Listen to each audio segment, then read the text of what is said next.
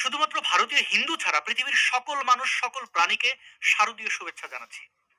আপনার মাথায় নিশ্চয়ই প্রশ্নটি জেগেছে যে ভারতীয় হিন্দুরা কি অপরাধ করলো? হ্যাঁ, আমি ভারতীয় হিন্দুদেরকে কাওয়ার্ড মনে করি। কেন? অনেক চিৎকার করেছি, অনেক বলেছি।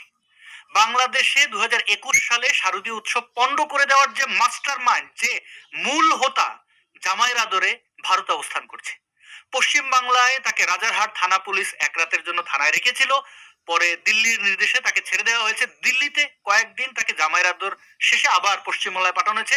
এখন সে খুবই আরামে জীবনযাপন করছে পশ্চিমবাংলা, এবং তার মেয়ে অর্থাৎ সূচনা, সে ভারতীয় সহায়তায় অন্য দেশে চলে গেছে, মালয়েশিয়া, সিঙ্গাপুরে ঘুরে বেড়াচ্ছে, বিভিন্ন ক্লাবে গিয়ে পার্টি করছে, মদ খাচ্ছে, নাচছে। সকল ভিডিও ফুটেজ তো আমার কাছে আসে, দেখি। তো এই হিন্দু ধর্মাবলম্বীদের উপরে এক প্রকার গণহত্যা চালানো, সারা বাংলাদেশের হিন্দুদের ধর্মীয় উৎসব পণ্ড করে দেওয়ার যে মূল হোতা, সে হিন্দু প্রধান ভারতে বসে আছে, পশ্চিম বাংলায় বসে আছে। এরপরে যদি আপনি বলেন যে ভারতীয় হিন্দুদেরকে আমি শুভেচ্ছা জানাবো, এটা কি কোনো মানুষের পক্ষে জানানো সম্ভব? এখন আপনি বলবেন যে এটা তো রাষ্ট্রীয় সিদ্ধান্ত, আমি তো প্রতিবাদ করেছি, সোশ্যাল মিডিয়ায় লিখেছি, আমি আর কি করব, আমরা ভারতীয়রা অনেক সচেতন, আমরা এই বাংলাদেশের সন্ত্রাসীদের জায়গা দেই না। এই ধরনের গালগল্প বাদ দিন, এগুলো নিজের কাছে রাখুন। আপনি আগাগোড়া একটা কাওয়ার্ড। নেমেছেন রাস্তায়, কি প্রতিবাদ? আপনার ভূমিকা কি? বাংলাদেশের হিন্দুরা হিন্দু নয়, তাদের শারদীয় উৎসব উৎসব নয়, আপনারটা উৎসব। খুব তো কোমর দোলাচ্ছেন ঢাকের শব্দে, নানান রং বেরঙের জামা কাপড় পরে বেরিয়েছেন, গার্লফ্রেন্ড, বউ, টৌ আরো যা আছে সব নিয়ে। একটা আবার দাঁড়াতে পারলেন না যে বাহারের শাস্তি চাই? ভারত তো গণতান্ত্রিক রাষ্ট্র, এবং বিশ্বের সবচেয়ে বড় গণতন্ত্র চর্চা এই ভারতে হয়। আপনি রাস্তায় নেমে প্রতিবাদ করলে আপনাকে কে আটকাতো? এবং এই যে হিন্দুত্ববাদী যে বদমাশগুলো আছে, সারা জীবন ধর্ম নিয়ে রাজনীতি করে গেল, হিন্দু খাতরা মেয়ে এই সেই বললো, মানুষকে বানিয়ে ভোট নিল, শুভেন্দু অধিকারী সহ অন্যান্য এই পশ্চিমবাংলার বদমাশ বিজেপি নেতাগুলো কোথায়?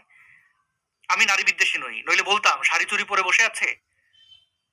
বাদ দিলাম রাজনীতিবিদ বদমাশগুলোর কথা, এরা সেখানেই চাটে যেখানে তাদের স্বার্থ, এরা সেখানেই কথা বলে, সেখানেই বিদ্বেষ ছড়ায় যেখানে তাদের রাজনৈতিক ফায়দা রয়েছে। আপনি সাধারণ জনগণ, আপনি একদম নান্না মুন্না কিউট, আপনি কি করেছেন? এইভাবে পুরো বাংলাদেশে তাণ্ডব চালানো ব্যক্তিটি আপনাদের দেশে বসে আছে। হ্যাঁ, আপনাদের অনেকেই মনে করেন যে বাহার তো আপনাদের দেবতা একজন, কল্কি অবতার, তার তো কোনো ভুল ত্রুটি নেই। কুমিল্লার ঘটনায় কে কি করেছে তা দিয়ে আপনার কি?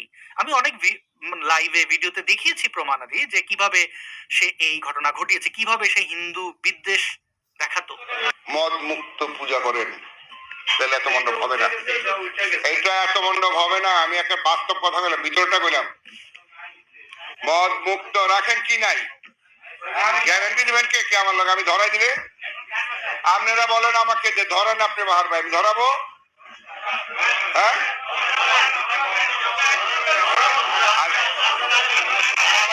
শুধুমাত্র মদ খাওয়ার জন্য আলগা, শুধুমাত্র মদ খাওয়ার জন্য আলগা, শুধুমাত্র মদ খাওয়ার জন্য আলগা।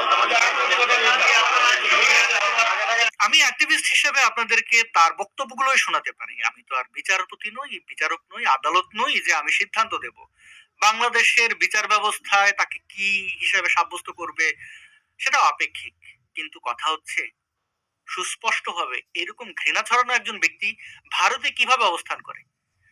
আমার এই সেই লাইভ বা ভিডিওগুলোতে দেখেছি অনেকে বলেছেন যে বাংলাদেশে সে কি করেছে তা দিয়ে আমাদের ভারত সরকার কি করবে, আমাদের ভারত সরকারের তো দায়িত্ব নয় এইসব করা, তাকে শাস্তি দেওয়া।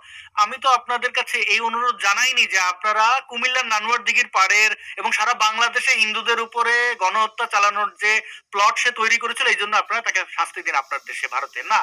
সে ভারতে অবৈধ অনুপ্রবেশ করেছে, তার পাসপোর্ট ছিল রেড, যেটি ডিপ্লোম্যাটদের দেওয়া হয়, এবং সেটি বাতিল হয়ে গেছে। তার পাসপোর্টে অবৈধ, এবং সে বৈধভাবে ভারতে ঢোকেনি। একজন অবৈধ অনুপ্রবেশকারী কিভাবে আপনাদের দেশে জামাইরা ধরে থাকে, কিভাবে পুলিশ ধরে নিয়েও তাকে ছেড়ে দিতে হয় শেখ হাসিনার অনুরোধে, অমুকের অনুরোধে? আরে ভাই, অনুরোধ অনুরোধ বাদ, একজন সন্ত্রাসী কি অবস্থানে থাকবে, তার ইমিগ্রেশনের স্ট্যাটাস ভারতে কি হবে, সেটা তো মানে এইভাবে নির্ধারণ করতে পারে না। এখন হ্যাঁ ঠিক আছে, তাকে পলিটিক্যাল অ্যাসাইলাম যদি দিয়ে থাকে, ভারত সরকার সেটা বলুক।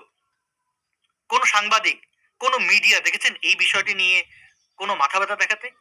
তাহলে কি করিয়েছিল এই কুমিল্লার নানুয়ার দিঘির পাড়ের ঘটনা?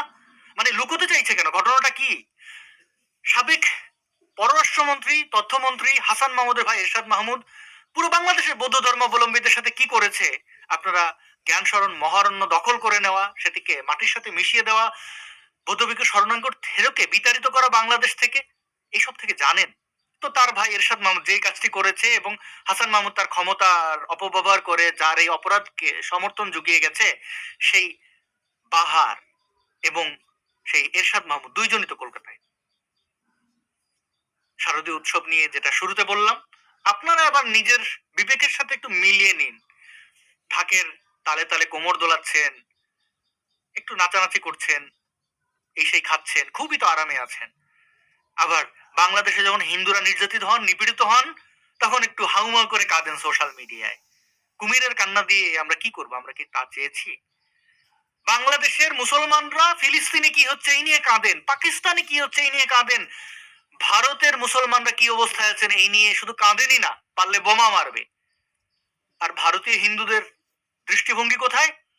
বাংলাদেশে হিন্দুদের সাথে কি হচ্ছে দাদা, আমাদের কি? তো ঠিক আছে, কিছু না, বাদ দিন না।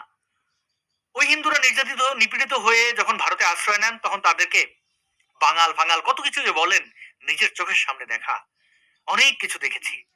এই ঘৃণা বিদ্বেষ আপনাদের এই অধপতনের মূল কারণ। ভারত টুকরো হয়েছে এই উদাসীনতার কারণে। আপনি ব্রাহ্মণ, এই সেই, আপনার জাতপাত, আপনার এই স্ট্যাটাস নিয়ে ব্যস্ত। আপনি কি খাবেন, কি পরবেন সেই নিয়ে ব্যস্ত। স্বজাতি যাকে বোঝান, স্বধর্মের মানুষজন কি অবস্থায় আছেন, কি তাদের হাল, কিচ্ছুটির দিকে তাকান না। সেই স্বার্থপর জাতি আপনি, সেই কাওয়ার্ড আপনি। এবং আপনি আশা করছেন যে আপনাকে মানুষ ওন করবে, আপনাকে বাহবা দেবে। আমি যদি ভারতীয় হতাম, কে কি করলো জানেন, আমি একা দাঁড়াতাম, বাংলাদেশ হাইকমিশনের সামনে দাঁড়াতাম, আমি পুলিশ দপ্তরের সামনে, লালবাজারের সামনে দাঁড়াতাম। এই বাহার এবং এই এরশাদ ফেরশাদ যেন, এই জঞ্জাল যেন ভারতে আশ্রয় না পায়, সেই বিষয়টা আমি নিশ্চিত করতাম, একজন সুনাগরিকের দায়িত্ব পালন করতাম। আপনারা কাওয়ার্ডরা ঘুরুন ফিরুন, মদ খান, দুর্গোৎসবে এই প্যান্ডেল ওই প্যান্ডেলে যান এবং লম্বা করে একটা ঘুম দিন। এভাবে চলতে থাকুক, ভারত আরো 14 টুকরো হবে। এটা সময়ের অপেক্ষা, দেখতে থাকুন।